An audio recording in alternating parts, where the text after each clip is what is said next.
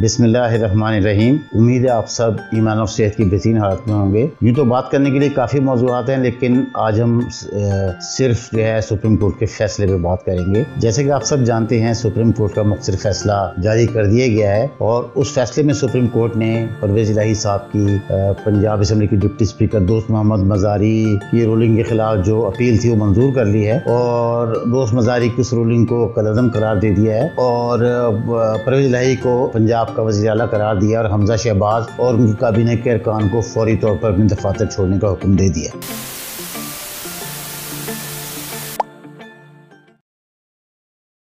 22 جولائی کو ہونے والے الیکشن میں کاف لیگ کے اراکین کو چودھری شجاعت صاحب نے ایک خط کے ذریعے حمزہ شہباز کو ووٹ دینے کے لیے کہا تھا، اور اس خط کی بنیاد پہ ڈپٹی اسپیکر دوست محمد مزاری نے ان کے ووٹ جو ہے سپریم کورٹ کے فیصلے کے تحت اعلان کیا تھا کہ یہ ووٹ جو ہے کاؤنٹ نہیں ہوں گے، تو وہ 10 ووٹ جو ہے وہ مائنس ہو گئے تھے پی ٹی آئی کے ووٹس میں سے، اور اس طرح پی ٹی آئی 3 ووٹوں سے شکست کھا گئی تھی۔ واضح رہے کہ جو اس سے پچھلا جو الیکشن تھا پنجاب اسمبلی کا، جس میں حمزہ شہباز نے 197 ووٹ لیے تھے، جس میں 25 ووٹ جو ہے پی ٹی آئی کے تھے، تو سپریم کورٹ نے اس وقت یہ فیصلہ دیا تھا کہ یہ 25 ووٹ جو ہے نا یہ نہ تو گنے جائیں گے، اور ساتھ ہی ان کو ڈی سیٹ بھی کر دیا تھا۔ تو اس فیصلے کے مطابق جو ہے وہ پنجاب اسمبلی کے ڈپٹی اسپیکر دوست محمد مزاری کا استدلال یہ تھا کہ چونکہ سپریم کورٹ کا فیصلہ آ چکا ہے کہ جو پارٹی لائن کے خلاف ووٹ دے گا وہ اس کے ووٹ نہ تو گنے جائیں گے اور وہ ڈی سیٹ بھی ہو جائے گا۔ اس بنیاد پر انہوں نے کاف لیگ کے 10 ووٹ پی ٹی آئی امیدوار کے حق میں یا کاف لیگ کے امیدوار پرویز الہی کے حق میں قبول نہیں کیے تھے۔ آج لیکن فیصلے میں سپریم کورٹ نے قرار دیا کہ اس فیصلے کو غلط سمجھا گیا، کاف لیگ کے ووٹ جو ہے وہ گنے جائیں گے۔ اس طرح اب جو موجودہ پوزیشن ہے اس میں حمزہ شہباز کے 179 ووٹ 179 ووٹ اور پرویز الہی کے 186 ووٹ، اس طرح سپریم کورٹ نے پرویز الہی کو فاتح قرار دے دیا اور ان کو وزیر اعلیٰ بھی قرار دے دیا۔ آئیے اب تھوڑا سا اس کے تفصیل میں جاتے ہیں۔ پہلے تو ہم دیکھتے ہیں کہ اس پہ رد عمل کیا ہے۔ جیسا کہ ایک متوقع رد عمل تھا کہ پی ٹی آئی والوں نے اس پہ جو ہے وہ اس فیصلے کا خیر مقدم کیا ہے، اور اس پہ انہوں نے خوشی کا اظہار کیا ہے، اور وہ جگہ جگہ اپنی ریلیز بھی نکال رہے ہیں اور خوشیاں منا رہے ہیں، مٹھائیاں بانٹ رہے ہیں۔ وہیں جو ہے نون لیگ نے اس کی مذمت کی ہے اور اس کو عدالتی بغاوت یا عدالتی شب خون قرار دیا ہے۔ مریم نواز نے اپنے ٹویٹ میں جو سب سے پہلا رد عمل دیا وہ یہی کہا ہے کہ جوڈیشل کو یعنی عدالتی شب خون، جیسا کہ فوجی شب خون ہوتا ہے، اور اسی طرح جس کو عدالتی شب خون قرار دیا انہوں نے۔ اور اس کے علاوہ مریم اورنگزیب، ملک احمد علی اور دیگر عطا تارڑ اور دیگر جو نون لیگ کے رہنما ہیں، انہوں نے بھی اس پہ سخت رد عمل کا اظہار کیا۔ ایک بات جو بہت مطلب یہ کہ اس فیصلے میں ہے، جس میں انہوں نے بڑا خاص خیال رکھا ہے، اس میں فیصلے میں قرار دیا گیا کہ حمزہ اور اس کی کابینہ فوری طور پہ دفاتر چھوڑ دیں، اور پرویز الہی کے لیے حکم جاری ہوا ہے کہ فوری آج ہی رات، حالانکہ کل صبح بھی ہو سکتا تھا، لیکن انہوں نے کہا کہ آج ہی رات وہ 11 بجے تک حلف اٹھا لیں اور پنجاب کے گورنر ان سے حلف لیں۔ اور اس فیصلے میں سپریم کورٹ نے غالباً اس بات کا بھی امکان ذہن میں رکھا کہ جیسے پی ٹی آئی کے گورنر عمر چیمہ نے 2-3 ہفتے جو ہے حمزہ شہباز سے حلف نہیں لیا، اور وزیر اعلیٰ بن کے بھی بغیر حلف کے وہ گھومتے رہے، اور اس کے بعد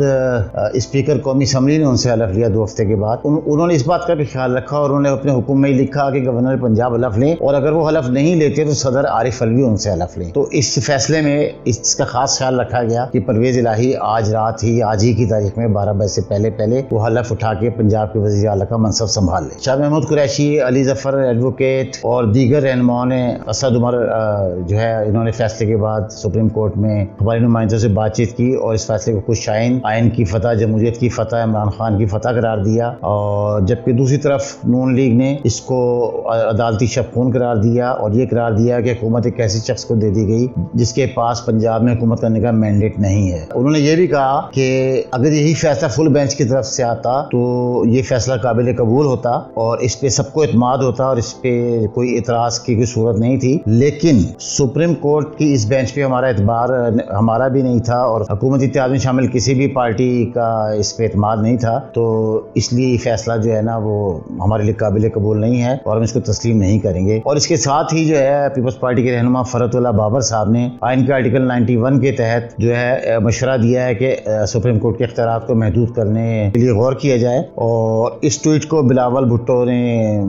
دوبارہ ری ٹویٹ کیا ہے اور انہوں نے کہا کہ وقت آ گیا ہے کہ اس پہلو پہ بھی سوچا جائے۔ تو اس طرح امید ہے کہ آنے والے دنوں میں ایک نئی ڈیبیٹ شروع ہونے والی ہے جس میں سپریم کورٹ اور اعلیٰ عدالتوں کے اختیارات کو کوئی ایک محدود کرنے کے شاید کوشش کی جائے گی، یا کم از کم غور ضرور ہوگا، غور نہیں بھی ہوگا تو کم از کم ایک ڈیبیٹ ضرور ہوگی۔ تو اب دیکھتے ہیں آئندہ آنے والے دنوں میں کیا ہوتا ہے۔ اس پہ جو اتنا ہنگامہ ہوا ہے وہ اس کی ایک وجہ یہ بھی ہے کہ ہماری جو عدلیہ ہے اور سپریم کورٹ خصوصاً ان کے پچھلے فیصلوں کی وجہ سے یہ سارا ابہام پیدا ہوا ہے، کیونکہ ایک فیصلہ 2015 میں جو کہ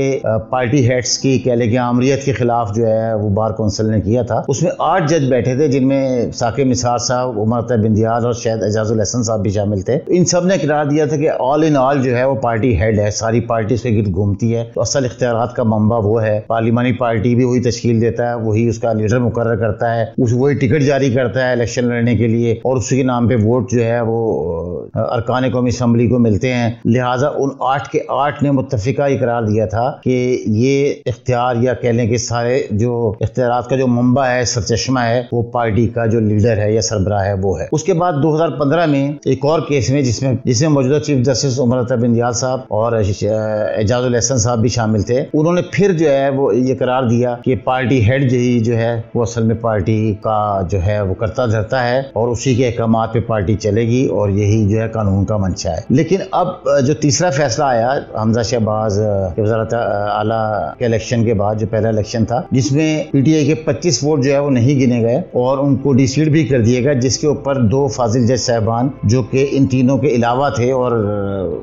غالباً بہت کم ایسا ہوتا ہے کہ ان کے علاوہ کوئی ہو ان کی بینچ میں، لیکن وہ 2 جو ہے منہ کا ذائقہ بدلنے کے لیے شامل کیے گئے تھے۔ ان دونوں نے اس سے اختلاف کیا اور 3-2 سے فیصلہ آیا، اور انہوں نے معزز جج صاحبان نے یہ لکھا کہ یہ آئین کو ری رائٹ کرنے یا دوبارہ تحریر کرنے کے مترادف ہے اور عدالت کو یہ اختیار حاصل نہیں، کیونکہ جو آئین کے آرٹیکل ہے 63 ہے، اس میں یہ قرار دیا گیا ہے کہ اگر کوئی بندہ اپنی پارٹی کے خلاف ورزی کرتا ہے ووٹ دے سکتا ہے، ووٹ گنا بھی جائے گا، ایسی اس میں کوئی بات نہیں کہ نہیں گنا جائے گا، لیکن اس کے بعد وہ ڈی سیٹ ہو جائے گا۔ تو لیکن جب 25 پی ٹی آئی ممبران کو ڈی سیٹ بھی کیا گیا اور ان کا ووٹ حمزہ شہباز کے حق میں نہیں گنا گیا، اور ان سارے 2 پچھلے فیصلے اور یہ فیصلہ ملا کے ایک ایسا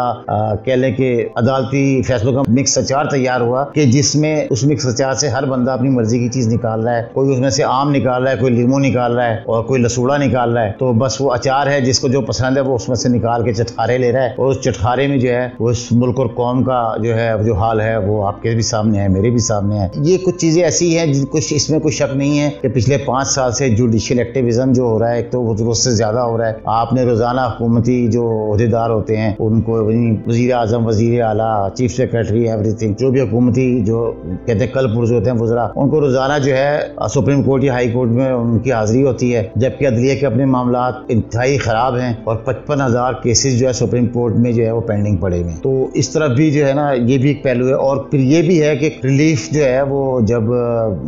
مخصوص بینچ، مخصوص جج، مخصوص لوگوں کو جب ریلیف دیتے ہیں تو بڑا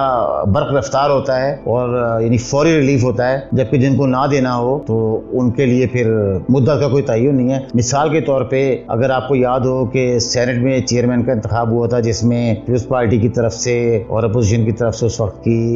یوسف رضا گیلانی صاحب امیدوار تھے، اور یوسف رضا گیلانی صاحب کے 7 ووٹ مسترد کر دیے گئے تھے جس کی وجہ سے وہ ہار گئے الیکشن، حالانکہ وہ جیت رہے تھے۔ اب وہ 7 ووٹوں کے خلاف اپیل جو ہے وہ سپریم کورٹ میں پڑی ہے، لیکن اب تک اس کی کوئی تاریخ جو ہے نہیں لگی ہے، ڈیٹ نہیں، یعنی کہ اس پہ کوئی کارروائی شروع نہیں ہو سکی۔ اس طرح ایسے کیس ہیں، مثال کے طور پہ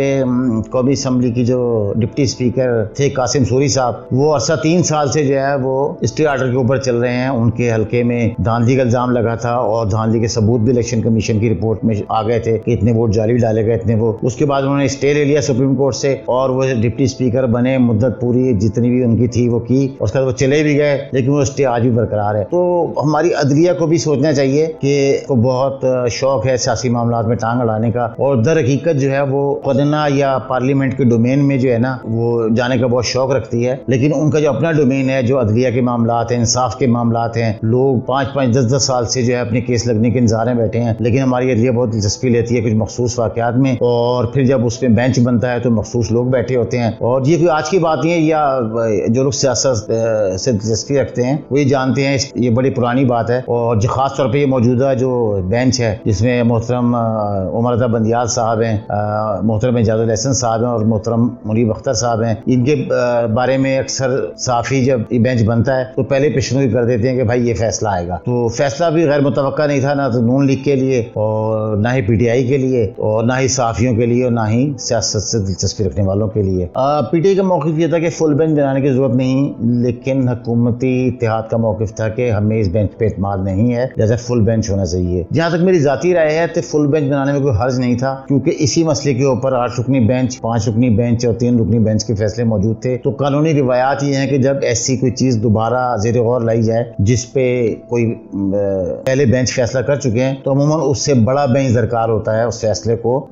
کہنے کی تبدیل کرنے کے لیے. تو 8 رکنی تک کا تو مثال موجود تھی، تو 9 رکنی یا 8 رکنی بنا دیتے کم از کم اس کے برابر کا، یا 9 رکنی، یا اگر 3 رکنی بینچ ہی بنانا تھا تو کوئی اور 3 دوسرے ججز ہو جاتے، کوئی 3 دوسرے جو ہے ججز سپریم کورٹ کے جو ہے ان پہ مشتمل بینچ بنا دیا جاتا. لیکن ایسا نہیں ہوا، اور باوجود یہ کہ بہت واضح طریقے سے پریس کانفرنس کے ذریعے بھی اور اپنے وکلاء کے ذریعے بھی موجودہ حکومتی اتحاد نے عدم اعتماد کا اظہار کیا ان تینوں ججوں پہ اور سپریم کورٹ پہ. اس کے باوجود اسی بینچ نے جو ہے یہ کیس سنا اور اس پہ فیصلہ بھی سنا دیا. جبکہ عموماً پوری دنیا میں ایک پریکٹس ہے کہ اگر جس کا کیس چل رہا ہو اور وہ یہ کہہ دے کہ مجھے اس بینچ پہ جج پہ اعتبار نہیں ہے، تو یہ پوری دنیا میں یہ پریکٹس ہے کہ وہ اپنے آپ اس کیس سے وہ جج علیحدہ کر لیتا ہے کہ بھائی چونکہ جس کو ہم انصاف دینے کے لیے بیٹھے ہیں اگر اس کو ہی اعتبار نہیں ہے تو اس لیے پھر وہ اپنے آپ کو علیحدہ کر لیتے ہیں. یہ پوری دنیا میں ایک روایت ہے عدلیہ میں، لیکن بدقسمتی سے جس طرح ہمارے یہاں جمہوری روایات نہیں ہیں اور بہت سی دوسری اچھی روایات ختم ہو چکی ہیں، اس طرح عدلیہ میں بھی یہ روایت جو ہے لگتا ہے کہ ختم ہو چکی ہے. جسٹس عمر رضا بندیال صاحب نے جو ہے یہ بھی کہا کہ ہم پچھلے بینچوں کے فیصلے کے پابند نہیں، حالانکہ عموماً پچھلے فیصلے ہی جو ہے موجودہ فیصلے کے نظیر میں پیش کی جاتے ہیں، ثبوت کے طور پہ اور مثال کے طور پہ پیش کی جاتے ہیں. ساتھ ہی انہوں نے آج علی ظفر صاحب سے یہ بھی فرمایا کہ اگر میں نے اس 2015 میں کوئی غلطی کر دی تھی تو آج اگر میں اس کو صحیح کرنا چاہوں تو کیا نہیں کر سکتا. تو اس پہ انہوں نے ان سے جو ہے بات کی اور اپنے جو ہے ریمارکس دیے. لیکن سوال یہ پیدا ہوتا ہے کہ اس وقت 8 آپ اکیلے نہیں تھے، 7 اور جج آپ کے ساتھ شامل تھے، تو کیا سب جو ہے سب نے غلطی کی؟ تو یہ تھوڑا سا اتنا مضبوط میں سمجھتا ہوں کہ وہ نہیں ہے آرگومنٹ. اور اس میں بہت اچھا ہوتا پاکستان کی سیاست کے لیے، پاکستان کے آئین کے لیے، پاکستان کے قانون کے لیے کہ یہ فیصلہ فل بینچ کرتا، اور اس سے یہ ہے کہ ہر فریق کے لیے قابل قبول ہوتا، جیتنے والے کے لیے بھی ہارنے والے کے لیے بھی. اب اس کا نتیجہ یہ ہوگا کہ پرویز الہی وزیر اعلیٰ بن گئے، لیکن نون لیگ جو ہے وہ بہت تگڑی اپوزیشن کے طور پہ وہاں موجود ہے، تو وہ پھر کوشش کریں گے کہ ان کو کام نہ کرنے دے جیسے کہ انہوں نے کوشش کی تھی. تو یہ جو ہے بدقسمتی سے ہماری سیاست میں جو یہ کھینچا تانی کیا اور کام نہ کرنے کا کلچر شاید برقرار رہے گا. ہو سکتا ہے اس میں اضافہ بھی ہو، اور بہرحال یہ ہمارے ملک اور کسی بھی صوبے کے لیے کوئی اچھی بات نہیں ہے. خیر اس میں باتیں تو جو ہے جتنی بہت زیادہ ہیں اس کیس کی، اگر ہم تفصیلات میں جزئیات میں ججوں کے ریمارکس پہ جائیں گے یا اس کے پس منظر کا جائزہ لیں. ایک جگہ چیف جسٹس نے یہ بھی کہا کہ سوموٹو لینا اور بینچ بنانا میرا اختیار ہے، لیکن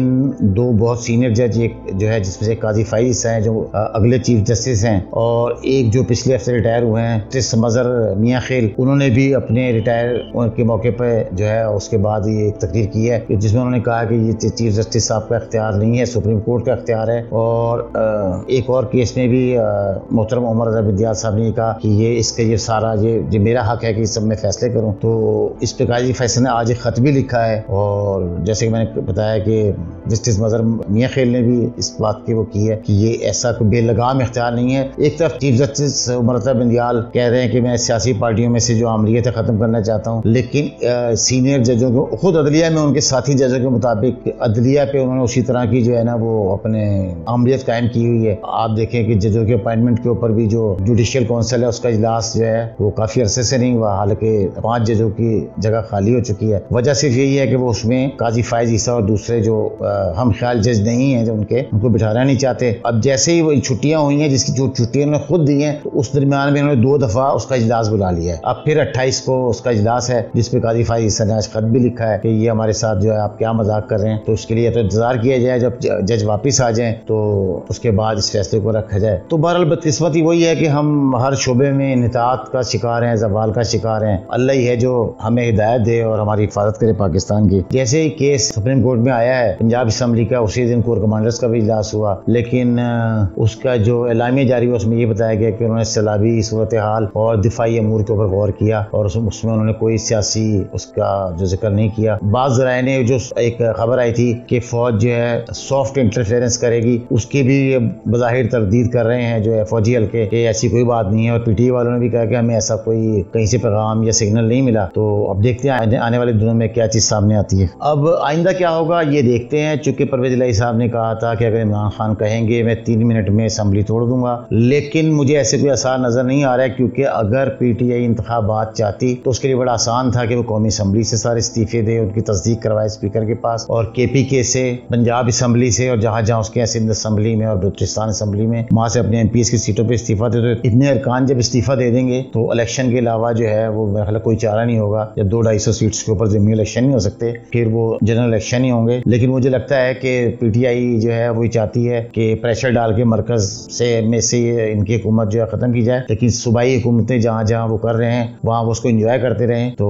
بہرحال ایک سیاسی پارٹی ہونے کی حیثیت سے ان کا یہ حق بھی ہے اور ان کا اختیار بھی ہے، اور ان کو اگر وہ انجوائے کرنا چاہتے ہیں مزید کچھ عرصے تو بالکل ان کا حق ہے وہ کریں۔ اور ایسا بھی ہو سکتا ہے کہ نون لیگ پنجاب اسمبلی سے اگر استعفے دے دے تو بھی تقریباً موجودہ جو ارکان ہیں تقریباً آدھی اسمبلی جو ہے فارغ ہو جائے گی، تو بھی شاید پنجاب میں ایک بڑا بحران پیدا ہو سکتا ہے۔ اب دیکھتے ہیں کون سی پارٹی جو ہے کون سا نیا حربہ لے کے آتی ہے، اور سیاسی طور پہ جو ہے وہ ایک دوسرے کو نیچے دکھانے کے لیے جو ہے کون سا راستہ اختیار کرتی ہے۔ مختصر بس یہی ہے کہ پی ٹی آئی والے اس کو جمہوریت کی فتح قرار دے رہے ہیں، جبکہ حکومتی اتحاد اس کو آئین پہ دھبا قرار دے رہا ہے، اور وہ کہہ رہا ہے کہ سپریم کورٹ کے پاس ایک بہت اچھا موقع تھا اپنے اوپر اعتبار بحال کرنے کا، وہ ضائع کر دیا۔ باقی انشاءاللہ آنے والے دنوں میں جو بھی نئی چیزیں ہوں گی، نئی باتیں سامنے آئیں گی، وہ انشاءاللہ میں آپ کے سامنے پیش کروں گا۔ آج کے لیے اتنا ہی۔ اپنا اور اپنے آس پاس سے لوگوں کا خیال رکھیے گا۔ السلام علیکم ورحمۃ اللہ وبرکاتہ۔